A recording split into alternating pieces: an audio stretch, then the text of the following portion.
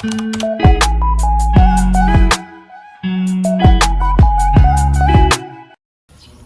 mga day! A beautiful morning sa all. So, it's Saturday, Sabado na sad. Sugdan nato ang atong buntag ug pagpanglawg sa atong mga hayop mga day. Kay lami ra ba pod ni lechonon og kani among astrolorps naghatag jud ni sa amo og mga itlog. So for today's video mga inday, ako ipakita sa inyo ang among gama kada Sabado.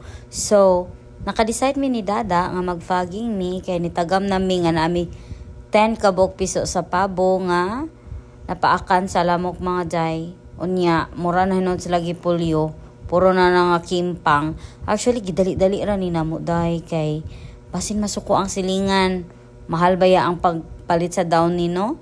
So, dali ra jud kay ni tanan day, very very fast lang jud siya para lang jud ni wagtang ang mga lamok. Unya, syempre, ari na tas the best part, snack time. Snack sa taday kay di baya pwede day magutman ta. Di kita ka work no og gutom. So, may gani na sweet corn yung suroy, matik. Palit dayon taday kay aron in case mabuang ta kusgan taday no. So maura na siya day. Thank you for watching. Bye.